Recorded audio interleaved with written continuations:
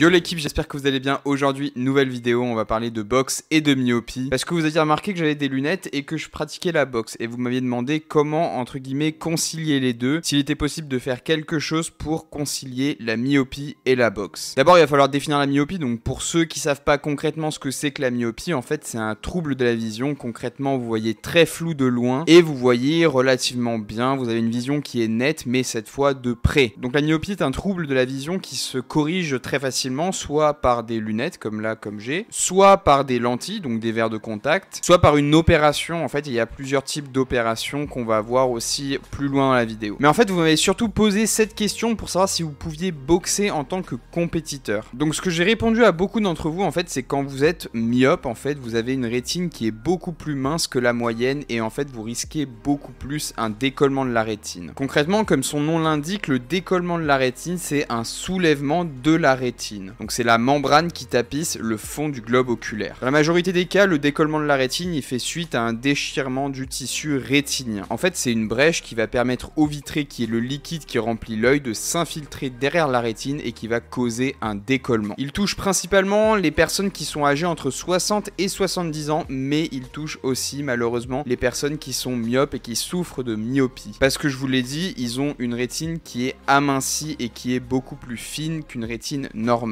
Les symptômes du décollement de la rétine, c'est des troubles de la vision. C'est par exemple une vision qui est anormalement floue, qui est bleutée par exemple. Vous avez des points lumineux qui apparaissent, des mouches volantes, ou alors vous avez directement des filaments noirs qui viennent entraver votre champ de vision. Le problème, c'est lorsque le décollement de la rétine est déjà avancé, il entraîne une baisse visuelle extrêmement rapide et aussi un fort rétrécissement du champ de vision. Si vous êtes myope et que vous pratiquez un sport de combat où vous recevez des coups potentiellement dans les yeux, vous risquez beaucoup plus de faire un décollement de la rétine que quelqu'un qui n'en pratique pas. C'est logique, puisqu'on va créer des micro-lésions sur la rétine qui vont s'agrandir jusqu'à arriver au décollement de la rétine. Et donc forcément, les myopes, c'est pour ça qu'ils ont beaucoup plus de chances d'avoir un décollement de la rétine s'ils prennent des coups directement dans les yeux. Quand vous me demandez s'il est possible de boxer, je vous réponds qu'en France, la politique sanitaire, elle est très précise sur le sujet. Il y a une commission médicale fédérale qui est composée de 7 membres qui est chargé de développer justement cette politique pour encadrer vraiment et prévenir tous les dangers possibles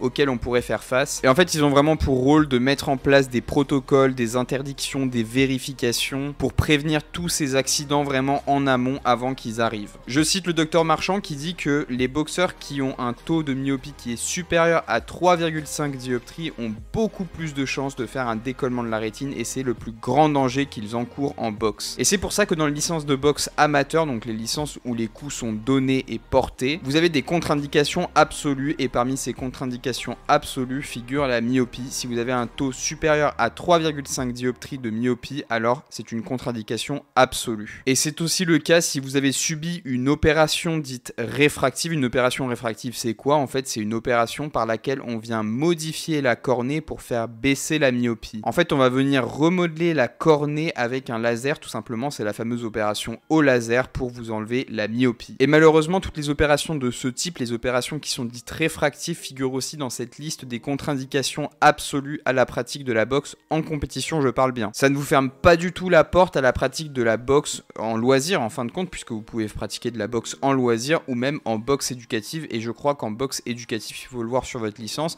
il n'y a pas en fait de certificat médical ou certificat ophtalmologique à donner, parce que par évidence, les coups ne sont pas portés. C'est pour ça que dans la boxe éducative, en fait, on comptabilise les points avec les touches. Quand vous me demandez comment je fais pour boxer avec des lunettes, en fait, le problème, c'est que je ne boxe plus. La myopie, en fait, c'est un trouble visuel qui évolue avec l'âge, c'est-à-dire vous pouvez commencer, par exemple, avec 2 dioptries de myopie et finir à, je sais pas, 23 ans avec moins 4 ou moins 5. Et c'est mon cas, moi j'ai commencé avec une myopie qui était assez faible. Pendant toute ma période de boxe, c'est-à-dire de mes 12 à mes à peu près 22 ans, quelque chose comme ça, j'ai réussi à faire mes licences en fait parce que ma myopie n'a pas évolué énormément. Mais à partir du moment où ma myopie a dépassé le seuil qui était indiqué sur ma licence, forcément il m'était impossible de prendre une licence de compétiteur. Après, ce que je vous invite vraiment à faire, c'est de prendre un rendez-vous avec un ophtalmo, vraiment qu'il vous fasse un fond de l'œil complet et qu'il détermine avec vous une stratégie ou non, s'il y a moyen de contourner un petit peu cette réglementation,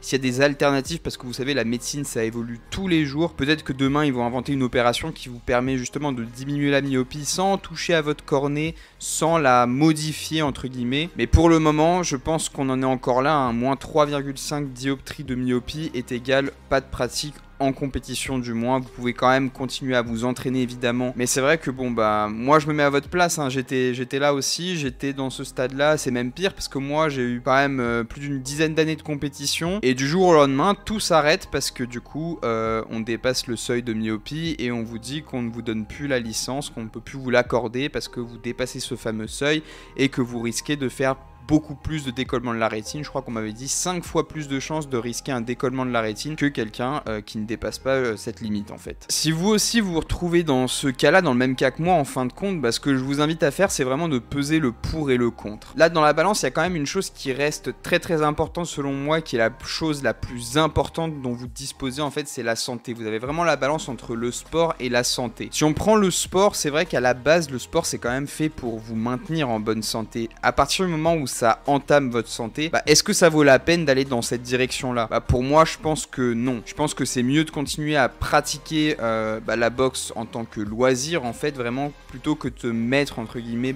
déjà sa vue en danger, parce que c'est pas la même chose d'avoir la myopie à un stade qui est quand même, bon, plus ou moins élevé, que de devenir complètement aveugle. Surtout qu'en plus, si vous me disiez, bon, bah voilà, c'est aussi l'argument financier qui rentre dans la balance, mais je vous rappelle qu'en France, c'est extrêmement difficile de percer dans la boxe. Faut se rendre à l'évidence, on n'est pas du tout aidé, vraiment c'est un sport en France et en Europe de manière générale. Bon, t'as certains pays en Europe où c'est un petit peu plus avancé, mais en France, c'est vrai que la boxe s'est mis de côté complètement. Et en plus, moi je prends l'exemple d'un pro qui commence, il va toucher des bourses à 400 €, c'est ridicule quoi. Enfin, je veux dire, si on compare ça au niveau de risque que le gars il prend, bah c'est ridicule je trouve. Encore pour 1 million d'euros, je veux bien prendre des risques sur ma santé, mais c'est vrai que pour 400, 500, 600, allez 1200 €, est-ce que ça vaut le coup d'aller faire un 5, 6, 7, 8, 10 rounds? Je pense pas franchement. Je vais pas parler au nom de tout le monde, je vais pas parler non plus en tant que chirurgien ou ophtalmo, je vais juste dire un petit peu ce que j'en ai retiré en fait. Bah c'est ce que je vous disais tout simplement, c'est que pour moi la boxe c'est un sport qui me plaît énormément puisque je l'ai pratiqué pratiquement toute ma vie. Et en fait le plus grand des bonheurs c'est de pouvoir en parler, de pouvoir le pratiquer en tant que loisir avant tout, de pouvoir le transmettre, c'est pour moi le truc le plus important en fin de compte. Après je sais que j'ai eu la chance de pouvoir arriver à un certain niveau où j'ai eu quand même des expériences très intéressantes de haut niveau, etc.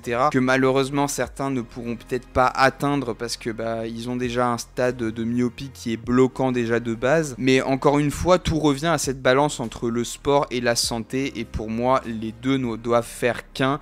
Et si vous devez prendre une route, qu'elle soit celle qui est celle de votre santé, de votre bien-être. Rappelez-vous d'un truc, si vous vous cassez par exemple une main, au bout de 6 mois, votre os il s'est recalcifié. Par contre, si vous perdez la vue, ça revient plus. Enfin bref l'équipe, j'espère que cette vidéo vous a quand même plu. C'était une vidéo qui était pas facile à faire, qui est pas facile non plus à entendre, aussi bien pour vous que pour moi. J'espère que dans les années à venir, la science va venir apporter des solutions à nos problèmes parce que finalement, quand je regarde tous les messages que j'ai reçus, je me rends compte en fait qu'il y a énormément de gens qui sont dans ma situation. Et c'est quelque chose à laquelle je ne pensais vraiment pas. Je pensais vraiment que ça arrivait à très peu de gens. Mais finalement, il y a énormément de personnes qui en souffrent, en fait, tout simplement. Et donc, c'est pour ça que je fais une vidéo générale pour répondre un peu à tous ces commentaires et à tous ces messages que j'ai pu recevoir cette dernière année, en fin de compte. Bref, je m'arrête là pour la vidéo d'aujourd'hui. J'espère qu'elle vous a plu. Moi, je vous retrouve dans la vidéo qui suit. À tout de suite. Hey, I got something to say. I'm just so sick of hearing everyone complain. I know it's tough and I know there's pain, but hitting bottom is the only way to change. So I'll keep hustling.